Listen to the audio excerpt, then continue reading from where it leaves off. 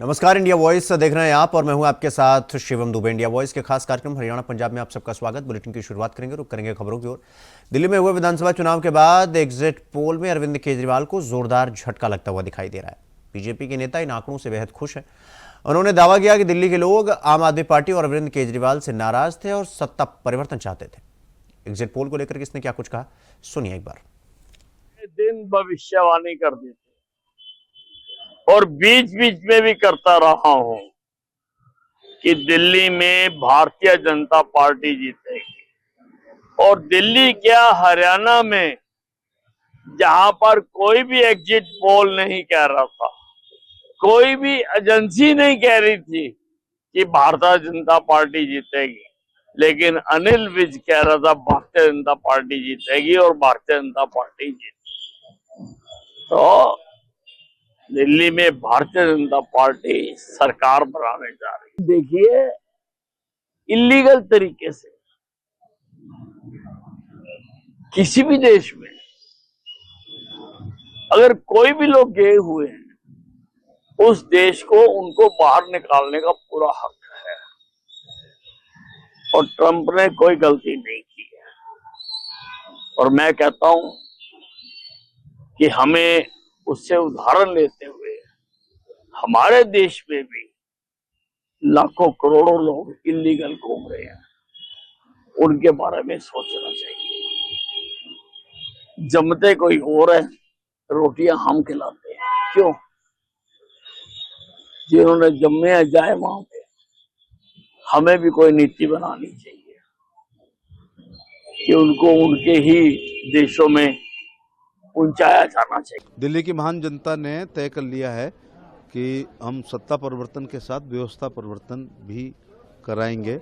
और काट की हड्डियां एक बार चलती है, केजरीवाल जी का झूठ ने 2 सरकार बना ली। अब राज्य की जनता को पता चल गया है कि यदि अलग अलग सरकारें होती हैं तो 5 साल तू में आरोप प्रत्यारोप और एक दूसरे की कोर्ट में बॉल फेंकने होता है। इसलिए अब वो भाजपा की सरकार इसलिए बना रहे हैं कि एनडीएमसी में भाजपा, राज्य में भाजपा और केंद्र में भाजपा होगी, तो किसी की कोई बहानेबाजी नहीं होगी और आरोप प्रत्यारोप और तू में का दौर बंद हो जाएगा। केंद्र सरकार की कल्याणकारी योजना है। केंद्र सरकार का खासतौर से बजट, दिल्ली राज्य के लिए जो संकल्प पत्र है और बूथ अध्यक्ष से राष्ट्रीय अध्यक्ष की मेहनत से वहाँ पर पूर्ण बहुमत की भाजपा की सरकार बन रही है। अरविंद केजरीवाल जी, किसी को भी गलतफहमी ऐसी हो ही जाती है, चाहे कोई भी हो, क्योंकि अरविंद केजरीवाल 2 बार इसी प्रकार से लोगों को गुमराह करके और बहरूपिये का रूप अपना अदा करके कामयाबी दिल्ली में प्राप्त कर गए थे। अब लोग अरविंद केजरीवाल को समझ, अरविंद केजरीवाल उसी हवा में जी रहे हैं। अरविंद केजरीवाल ने लोकसभा के चुनाव में भी ये कहा था कि जो विधायक है इनकी एंटी इनकम्बेंसी है, ये घर बैठ जाए और लोकसभा के चुनाव में मेरे नाम से मैं चुनाव जीतूंगा। और वोट जेल के नाम से मांगी थी अरविंद केजरीवाल ने। तो क्या हुआ लोकसभा में? तो अरविंद केजरीवाल को लोकसभा के बयान याद दिलाने चाहिए। अरविंद केजरीवाल को नकार दिया है दिल्ली के लोगों ने, जैसे देश के लोगों ने नकारा है। उत्तरांचल में नकारा, गोवा में नकारा, यूपी में नकारा, हरियाणा में नकारा, हर जगह 1% वोट नहीं मिली। तो दिल्ली के भी सम्मानित लोगों ने अरविंद केजरीवाल को नकार दिया है। जी से ये बुझो, एक तरफ तो वो कह रहे हैं एक्टिव होकर वो भारतीय जनता भाजपा के एजेंडे को चला रहे हैं, तो एजेंडे को कौन चलाएगा? मरा हुआ व्यक्ति चलाएगा, जिंदा चलाएगा?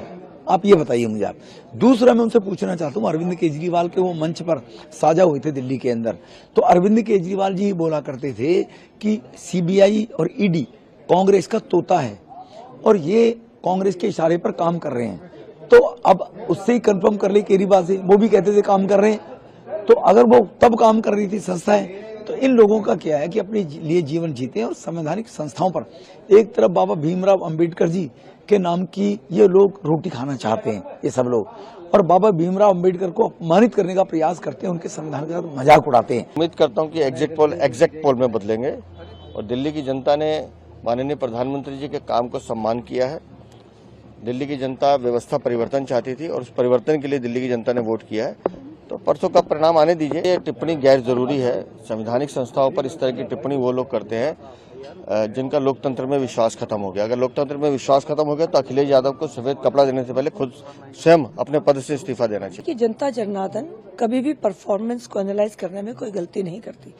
पहले आपके वादों को उन्होंने भरोसा करके आम आदमी पार्टी को 2 बार मौका दिया, पर 10 साल की पूरे शहर की जो दुर्दशा हुई, वो लोगों के बीच में जब हम गए तो उनके बातों में, उनके चेहरे पर साफ नजर आ रही थी।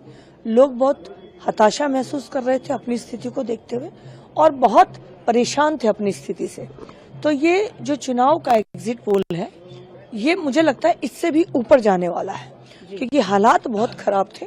चारों तरफ टूटी हुई गली नाली सड़क, सीवर का बहता पानी, पीने के लिए पानी नहीं था और लोग परेशान थे।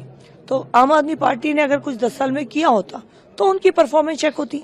अब उन्होंने कुछ किया ही नहीं था, तो उसका रिजल्ट उनको सामने मिलेगा और भाजपा का मुख्यमंत्री बनेगा। तो हरियाणा के मुख्यमंत्री नैब सिंह सैनी ने परिवार के साथ प्रयागराज त्रिवेणी में संगम पर पवित्र स्नान किया। मुख्यमंत्री नैब सिंह सैनी ने कहा, प्रयागराज की पवित्र भूमि मां गंगा यमुना सरस्वती का संगम है। संगम स्थल पर महाकुंभ हो रहा है और यहां महाकुंभ में मुझे आने का अवसर मिला। हमारा हरियाणा प्रदेश विकास की ऊंचाइयों पर जाए, ऐसी प्रार्थना मैंने मां गंगा से की है।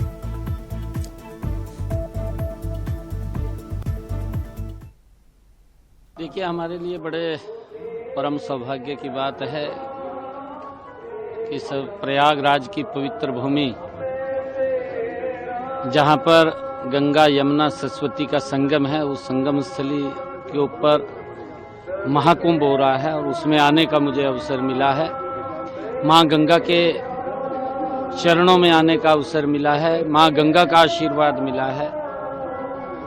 और आज मैंने माँ गंगा के चरणों में हरियाणा प्रदेश के लोगों के उत्तम स्वास्थ्य और हमारा हरियाणा प्रदेश विकास की ऊंचाइयों के ऊपर जाए, माँ गंगा के चरणों में प्रार्थना की है। मुझे बहुत अच्छा लगा है कि आदरणीय नरेंद्र मोदी जी के नेतृत्व के अंदर, उनकी प्रेरणा से आज महाकुंभ के अंदर इतनी बड़ी व्यवस्था जो हुई है, इसके लिए मैं उत्तर प्रदेश के यशस्वी मुख्यमंत्री आदरणीय योगी आदित्यनाथ जी का आभार प्रकट करता हूं, उनको धन्यवाद देता हूं कि इतना जबरदस्त भव्य यहां पर व्यवस्था का खड़ा किया है। लोगों को किसी प्रकार की कोई दिक्कत, कोई परेशानी नहीं है, क्योंकि महाकुंभ हमारी आस्था, हमारी संस्कृति से जुड़ा हुआ लाखों वर्षों से लोग इस पवित्र संगम के ऊपर अपनी आस्था की डुबकी लगाने के लिए आते हैं। और मुझे ये भी खुशी है क्योंकि पीढ़ियों से लोग इस आस्था के केंद्र के ऊपर, ये सनातन का वो केंद्र है जहां पर लोग श्रद्धा से इस मां गंगा के त्रिवेणी के ऊपर आकर के डुबकी लगाते हैं।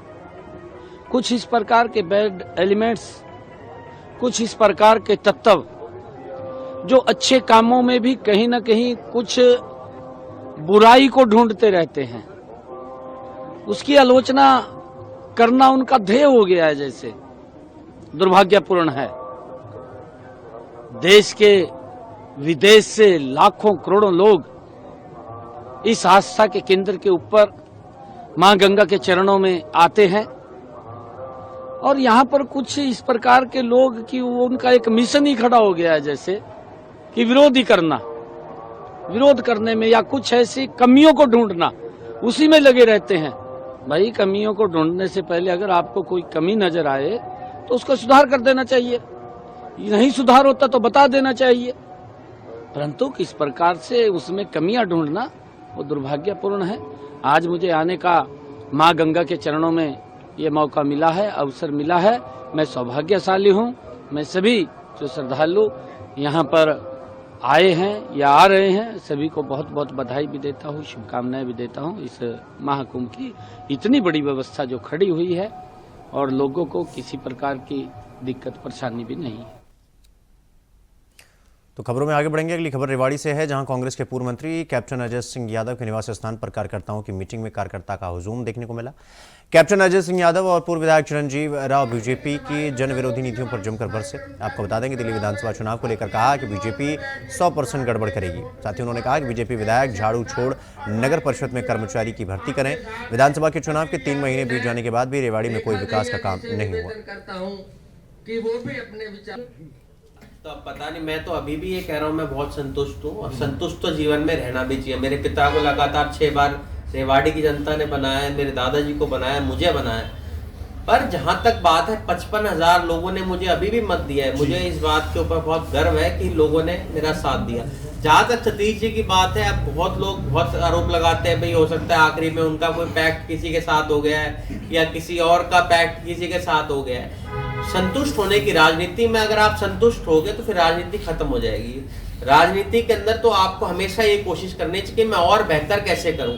अब कप्तान साहब से बेहतर तो मैं कर नहीं सकता क्योंकि तो लगातार 6 बार रह गए, तो अब कुछ और ऐसा करना पड़ेगा। फिर राजनीति के अंदर आपको हमेशा ये कोशिश करनी चाहिए कि आप पहले से बेहतर करें। आने वाले समय में और मेहनत करेंगे, कांग्रेस पार्टी को और मजबूत करेंगे। जो आज देश के हालात हैं, आज जो है खास तौर से एक तो मैं प्रयागराज में जो लोग जिनकी मौत हुई है उनके प्रति अपनी श्रद्धांजलि अर्पित करता हूँ। और मेरी तो जो शंकराचार्य जी हैं उनने तो साफ कहा है कि भाई ये प्रयागराज जो है ये ढकोसला इन्होंने करा है। फोटो में होनी चाहिए शंकराचार्यों की, जो मंडलेश्वर है उनकी फोटो में होनी चाहिए। केवल 2 व्यक्तियों की फोटो क्यों लग रही है। और देखिए वहाँ पर स्टैम्पेड हो जाता है और एक नहीं 3 जगह होता है, लेकिन सरकार ने उसको छुपा के रखा।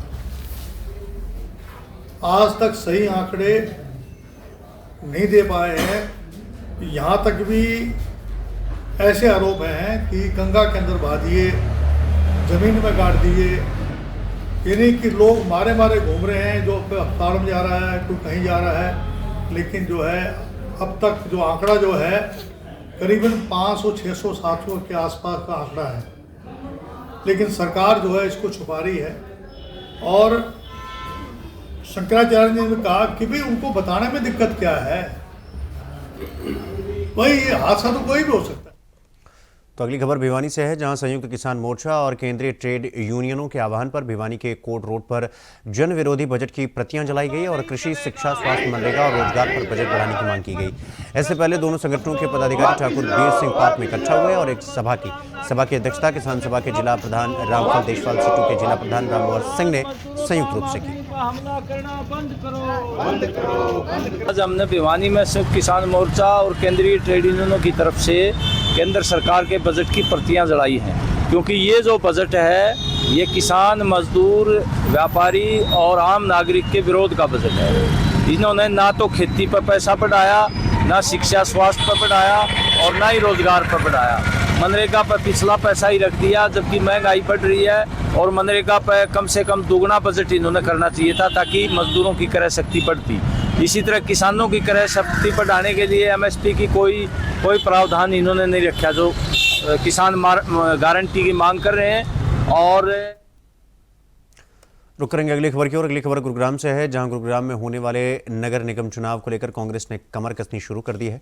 चुनाव लड़ने के इच्छुक उम्मीदवार और कार्यकर्ताओं के मन में जानने के लिए गुरुग्राम जिले के चुनाव प्रभारी और पूर्व मंत्री कर्ण दलाल और सह प्रभारी अशोक गुरुग्राम के कमान सराय स्थित कार्यालय पहुंचे। आपको बता दें कि नगर निगम चुनाव से पहले कांग्रेस ऑफिस पहुंचे चुनाव प्रभारी और सह प्रभारी ने कार्यकर्ताओं से मीटिंग की और उनके मन की हालचाल को जाना। जो अमेरिका से इस तरीके से जो जहाज वहां से आया और उस जहाज में वो मालवाहक जहाज था और ठूस के हाथ बांध करके भारतीयों को जिस तरीके से लाया गया, ये हमारे देश को उन्होंने अपमानित किया है। लेकिन बीजेपी की कायर सरकार अभी तक एक शब्द भी उन्होंने ये नहीं कहा है कि ये इतनी बड़ी ज्यादती हमारे देश के साथ क्यों हुई। देश का प्रधानमंत्री यूएस प्रेसिडेंट को फ्रेंड ट्रम्प कह करके बात करता है, क्या यही दोस्ती है? और अभी तो यूएस प्रेसिडेंट ने फिर से ये धमकी दी है कि वो और भी जो 20,000 लोग हैं उनको भारत में वापस भेजेंगे। तो बीजेपी की सरकार की हैसियत ट्रम्प ने दिखाई है। इतना अपमानित देश को होना पड़ा है कि आज हमारे भाई बंधु जो वहां गए हुए थे उनके दस्तावेज तक नहीं देखे गए। ये जो भारत भेजे गए ये भी पता नहीं कि इनमें भारत वासियों के साथ कोई और देश के लोग भी तो नहीं भेजे हैं उन्होंने, उनके पास डॉक्यूमेंट्स तो है नहीं। और बीजेपी की ये कायर सरकार एक शब्द अभी तक उन्होंने नहीं बोला है कि इतना बड़ा अपमान जो देश का हुआ है उसके एवज में भारतीय जनता पार्टी क्या करने जा रही है। देखिए, आज हमारे जो प्रभारी है करण दलाल जी, उनकी अध्यक्षता में यहाँ पर बैठक का आयोजन किया गया और नगर निगम चुनाव को लेके एक रणनीति बनाई गई और विस्तार पूर्वक आज यहाँ पर चर्चा हुई किस तरीके से हम लोगों ने भाजपा की घेराबंदी करके लोगों को समस्याओं से निजात दिलानी है और संघर्ष के रास्ते पर चलते हुए हम लोग बुलंदी के साथ कांग्रेस का झंडा यहाँ बुलंद करने जा रहे हैं। तो अभी सिंबल के जो है बात चल रही थी सभी लोगों की। तो अगली खबर कुरुक्षेत्र से है, जहां अमेरिका से डिपोर्ट होकर 104 भारतीय बुधवार को भारत पहुंचे और इनमें करीब हरियाणा के 33 लोग शामिल हैं। करनाल और कुरुक्षेत्र के भी कई लोग इसमें शामिल हैं। अमेरिका से डिपोर्ट हुए इस्माइलाबाद कुरुक्षेत्र के रॉबिन हांडा बुधवार अपने घर पहुंचे। रॉबिन जमीन बेचकर अमेरिका गए थे। रॉबिन को कई तरह की परेशानियों का सामना करना पड़ा। 18 जुलाई को घर से गए थे और 23 की इसकी फ्लाइट थी। 23 की कहाँ से? ये गोवाना से, बॉम्बे से गोवाना। फिर आगे एजेंट का प्रोसीजर जो होता है उसी प्रोसीजर के हिसाब से लेते गए आगे आगे जैसे जैसे भी था। हमारे को 1 महीना कहा था एजेंट ने भी, 1 महीने के अंदर अंदर मैं बच्चा करा जुलाई महीने में क्लियर कर दूंगा। 1 महीना लगेगा और सीधा रास्ता पहुंचाऊंगा, उल्टे रास्ते में डालूंगा। हमारे से एजेंट ने पैसे पूरी डोंकी के ले लिए, ऊपर वाली के निचली डोंकी में बंदा डाल दिया हमारा, जिसमें कष्ट ही कष्ट थे, जंगलों में, समुद्री में, बड़ा बुरा हाल है। कब पहुंचा अमेरिका? ये 22 तारीख को 2025। आपको कब पता चला कि भाई ऐसे करते अमेरिका में ये डिटेन कर दिया?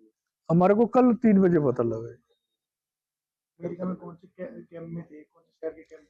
देखो जिसके बारे में नहीं पता जी मेरे को भी। मैं इतना मेरा तो 45 लाख रुपए बर्बाद हो गया। कितना पैसे थे? तो अगली खबर फरीदाबाद से है, जहां आयोजित होने वाले अंतर्राष्ट्रीय सूरजकुंड मेले को लेकर मेला चौपाल पर प्रेस कॉन्फ्रेंस का आयोजन किया गया, जिसे सहायक एडमिनिस्ट्रेटर सूरजकुंड मेला अथॉरिटी कला रामचंद्रन ने संबोधित किया और मेले के कार्यक्रम को लेकर विस्तार से जानकारी दी। एक बार अपना सवाल प्लीज फिर से रिपीट कर दें। अगली खबर चरखी दादरी से है, जहां जिले के गांव पैंतावास कला में एक बेटी ने अपनी मां की ही हत्या कर दी। सूचना मिलने पर पुलिस मौके पर पहुंची और शव को पोस्टमार्टम के लिए चरखी दादरी सिविल अस्पताल में रखवाया। मृतक महिला के परिजनों ने आज 11 बजे जानकारी देते हुए बताया कि पैंतावास कला में मां और बेटी खेतों में गई थी, जहां बेटी ने कुल्हाड़ी से मां की हत्या कर दी। फिलहाल पुलिस जांच पड़ताल में जुटी हुई है।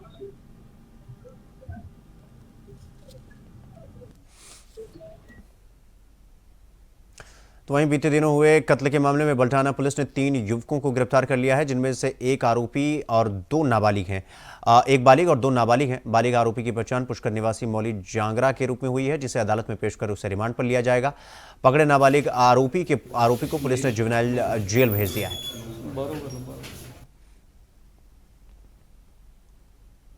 वहीं देश के प्रधानमंत्री नरेंद्र मोदी ने महाकुंभ प्रयागराज में बीते दिनों स्नान किया, जिसको लेकर राहुल गांधी ने सवाल उठाए थे, जिस पर कैबिनेट मंत्री अनिल विज ने तीखा प्रहार करते हुए कहा कि मोदी जी कुंभ स्नान को जाने पर काफी लोगों को तकलीफ हुई है कि उनको वहां नहीं जाना चाहिए था। ऐसे तो भारत में साल दर साल कोई न कोई चुनाव होता रहता है, इसका मतलब मोदी जी अपने को धार्मिक अनुष्ठान कर ही नहीं सकते। उन्होंने राहुल गांधी से पूछा कि तुम्हारा चुनाव निशान हाथ है, क्या तुम चुनाव वाले दिन अपने हाथ को घर रख कर आते हो?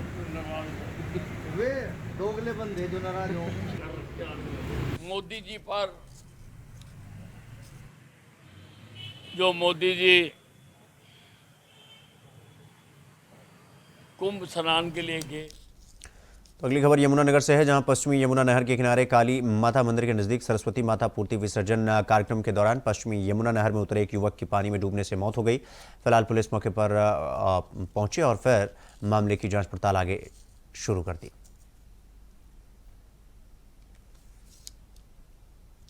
अगली खबर अंबाला से है, जहां कैबिनेट मंत्री अनिल विज से ऊर्जा और परिवहन श्रम विभागों के अधिकारी बिना अपॉइंटमेंट लिए दोपहर 1 बजे शाम 5 बजे तक मिल सकते हैं। अनिल विज अपनी सादगी और बेबाकी के लिए देश प्रदेश में जाने जाते हैं और आमतौर पर वीवीआईपी कल्चर से दूर रहते हैं। इसी कड़ी में उन्होंने कहा कि वो हर वक्त उपलब्ध रहते हैं। यह जानकारी उन्होंने मीडिया से बातचीत करते हुए दी। कांग्रेस पार्टी का चुनाव निशान हाथ है, तो चुनाव वाले दिन क्या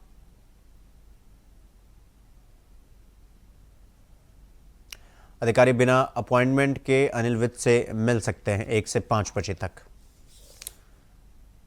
और प्रेस कॉन्फ्रेंस में ये जानकारी अनिल विज ने साझा की। पूरा कांग्रेस पार्टी का चुनाव निशान हाथ है, तो चुनाव वाले दिन क्या आप हाथ घर रख के आते हो?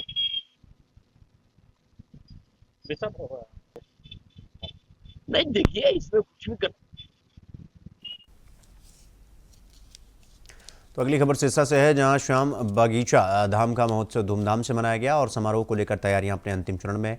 देश भर में पहली बार ये होगा जब कोई श्याम महोत्सव 12 दिन तक मनाया जाएगा। समारोह में के पहले भव्य शोभा यात्रा निकाली जाएगी, जो कि श्याम बागीची से शुरू होकर शहर के विभिन्न हिस्सों से होती हुई वापस मंदिर प्रांगण में संपन्न हुई।